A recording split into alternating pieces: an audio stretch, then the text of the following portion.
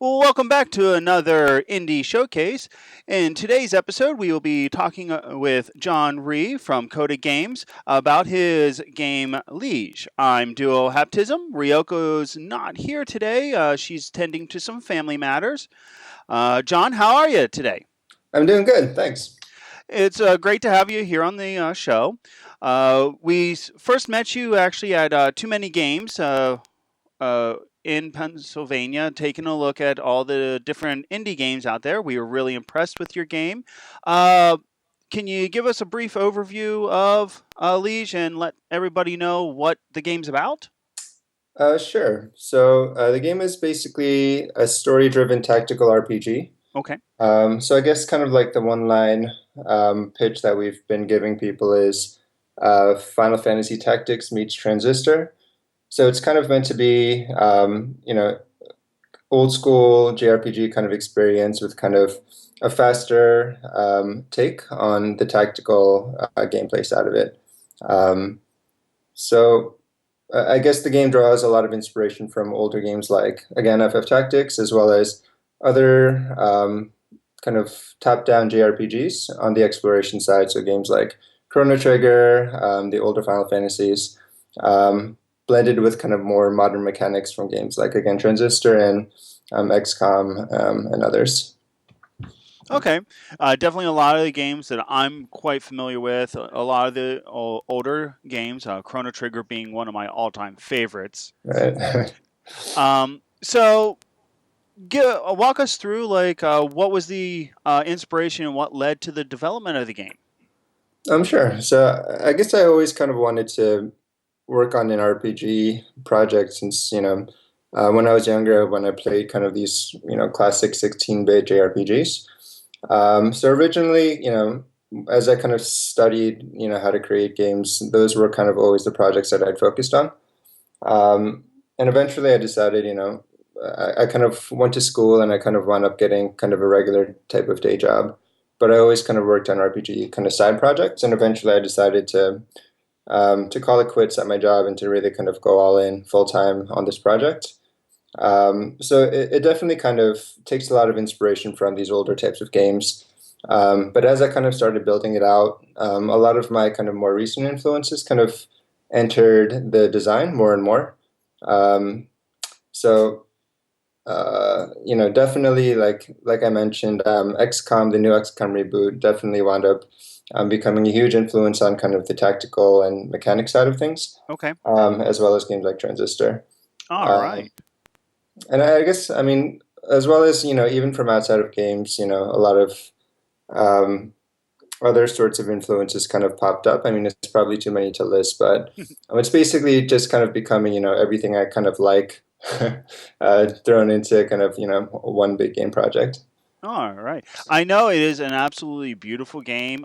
We actually saw it pretty much from across the room and took a look at it and was really drawn to the art style of it. It's very bold, bright colors. I mean, from what we saw at Too Many Games, we were really interested in it. What all platforms will it be available on? So right now we're focusing primarily on Steam, Okay. but we're also going to be working on a PS4, Wii U, and Vita port. Okay. And eventually, we're also kind of considering the possibility of doing mobiles and tablet ports. But for now, we're kind of more focused on really kind of nailing the PC controls Okay. before we start tackling all the other versions. Yeah, definitely getting one solid version down. It's definitely a very popular thing, especially in the independent developer realm. I can Yeah. definitely understand that. Um, so on Steam, is it going to be both Mac and PC? And Linux as well. I Okay. mean, one of the good things about Unity, which is the engine that we're using, is that it Hmm. makes it relatively painless, at least, Okay. to switch between those three platforms. Okay. And can you give us a brief summary of what the story will be? Um, so that's we're still kind of deciding, exactly how much of that we want to kind of reveal. Okay, I can understand Um, that. but I mean, I guess at a high level, I guess I can say that it's kind of meant to be a little bit of a darker story than what you might have seen in kind of these classic Okay. older JRPGs. So it's kind of there's a lot of medieval sort of palace intrigue going on between these different sorts of families in this kingdom, and it's kind of about the power struggle that happens and how that resolves itself over the course of the story. Okay, it's definitely looks to be interesting. I'm already hooked on it. I'm really looking forward to playing it. That's for sure. Yeah, I appreciate that. Let's see. Another big question. Now that we know what platforms it's going to be available on, if saw correctly on your website, you're releasing it like in three parts. Yeah, I mean, pretty much it's kind of meant to be, a pretty large story. I mean, especially Hmm. for an indie team. Um, and I mean, at the moment, it's mostly a solo team. Okay, I did want to try to be realistic about how we release the game. So definitely. instead of trying to do like a giant, 60 hour or whatever humongous project, you know, I decided it would kind of make more sense to kind of do it in installments and just to kind of manage the scope that way. Okay. Yeah, definitely. That's one of the things that talking with some of the other developers, having that realistic scope of what you're going to do with the game helps progress the game pretty quickly, from what I've understood. Right. I mean, that's true. I actually, I mean, despite thinking that, especially at the onset, that I was actually being good about managing the scope. I mean, it's really, really hard, especially when you're kind of an indie team and you have the freedom to really just kind of explore ideas, Yeah, to kind of skip to stick to the script and just kind of, you know, go with the way that you plan things. So, I mean, we've been working on the game for, almost, I guess, I mean, over 3 years now. And a lot of that has just been a result of um, not being so good about yeah, managing the scope of the project. So, I mean, it's definitely grown a lot since it was originally kind of planned. But I mean, hopefully that pays off, I guess, in the final results. yeah. Speaking of final results, do you guys have a solid release date or an idea? Yeah, I mean, we're hoping to be finished by, I mean, um, ideally like earlier next year, but more Okay, likely sometime in next year. okay, Um, yeah, all right. That's a great idea. I mean, having a release date idea is always a great thing to have to shoot for when you're doing these types of developments. right. Yeah, I mean, it's definitely been a lot longer than we originally planned.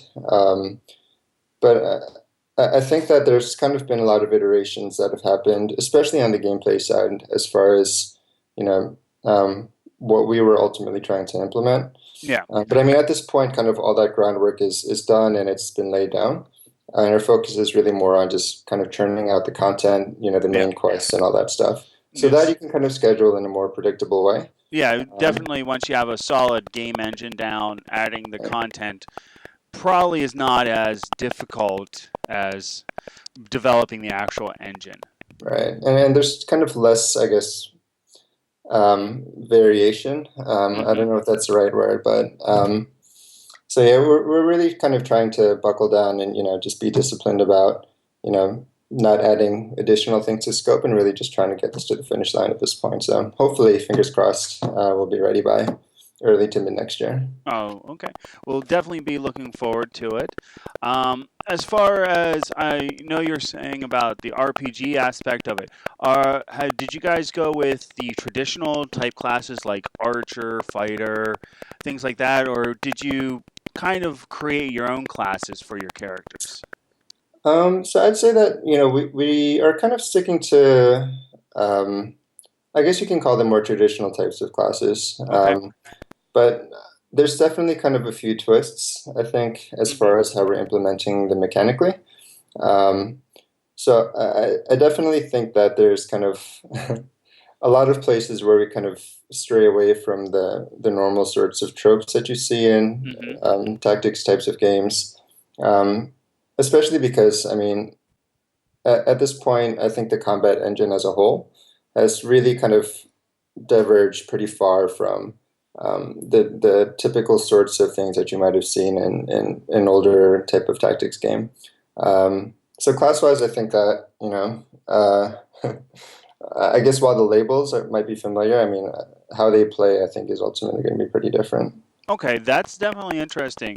I mean, I know a lot of us that are hardcore gamers may have gotten their started out in the tabletop gaming world, and those labels instantly instantly give us an idea of what this type of character will do. But it's always really nice to see those little twists that developers put on those labels that you go, okay, this person is this, but I expect them to do this sort of thing, but it's cool that they do this additional thing. Right. Yeah, I mean, if I don't know if you guys would kind of if you'd want to talk about, I guess, how the game differs mechanically. Definitely, we can go into that. I know you want to try and keep the storyline as close to your chest as possible, but any Yeah. details on character classes in that would be greatly appreciated. Yeah, I mean, I guess kind of the one thing I would like to kind of bring up, since I kind of failed to do this, I guess in the summary from before, is I think one of the big areas where the game kind of is really different is that even though it's a turn-based game, Hmm. um, all the planning happens up front, and then the execution happens simultaneously. So the game is much more about trying to do combos with Okay. different units as opposed to kind of moving them one at a time, like you'll normally see in the genre. So it's definitely much faster paced. And getting back to the classes, I think that's where there's a lot of interesting sorts of opportunities that open up Hmm. because the game is much more about, um, trying to use, for example, like a tank and an archer together at the Okay. same time, as opposed to just, what you might normally do with a tank, just kind of throwing them into the middle of the battle and um, having him fight his way out. This is really much more about supporting your team as a whole and kind of, planning things, I guess, and coordinating between your units. Okay, so there's a lot more of the actual teamwork aspect of the adventure party, as not really that send the tank out and just let them roll over everything and everyone just follow behind them. Right, exactly. Okay, that's definitely a really welcome thing for a lot of in the genre because I know a bunch of RPG type games that I've played, they have classes, but in the end, you always end up with those games where all the classes you pretty much play the same. They all become a tank. Right, I've ran into so many of that. Seeing that teamwork aspect is definitely something that really piques my interest, and I want to see how that would play out. Definitely. right. Yeah, it's been a I don't know. I think like anytime you kind of stray from the beaten path, though, it takes a long time to figure out a balance that works. Yes. And I guess from the beginning, like I didn't want to do the type of game where it's really about just maxing out your stats, and by the end of the Hmm. game, you're just like this invincible kind of team of people that can just walk through a minefield unscathed. So Yeah. I mean, the way it's kind of being tuned is the characters feel much more vulnerable, and I want it to feel like you're actually in danger even in the late game. So hopefully that works out. Yeah, definitely having that more relatable and realistic and not just powerhouse type of team definitely I think would also add a lot more of replayability because you're like this team I'm not this all powerful being whenever I'm going up against the end boss. You're still have that challenge of I actually have to think before I do. Right? Exactly. That's definitely a great thing. Um, Definitely looking forward to this game. Where can they find you online?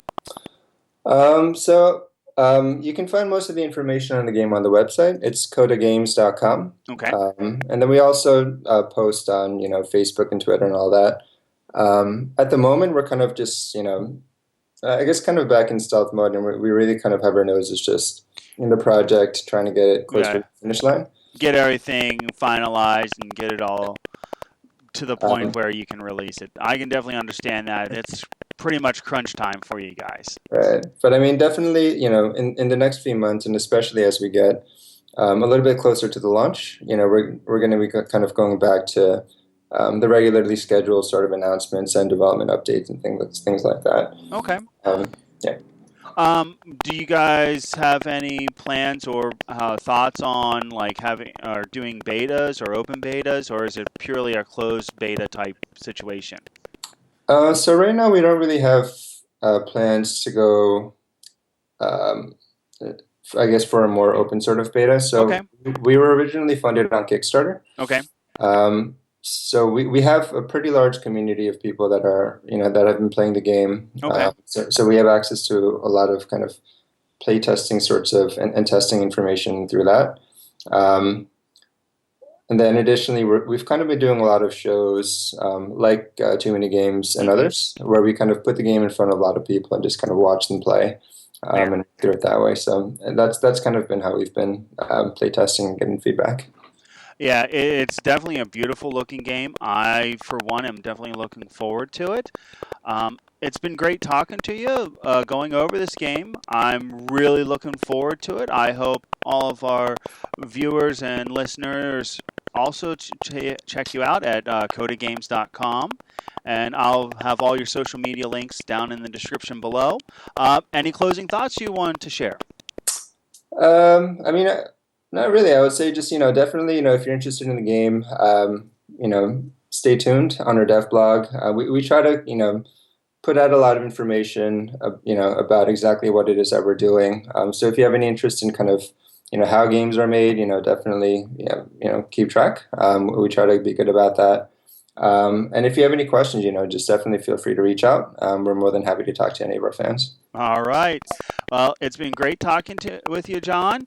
All of our viewers, be sure to subscribe so that you can check out more of these episodes of Indie Showcase. Check out last week's episode with Dave and his game Skeletak. And like and comment down below. And this is Duo Haptism. Have a great day. All right. Thanks, guys.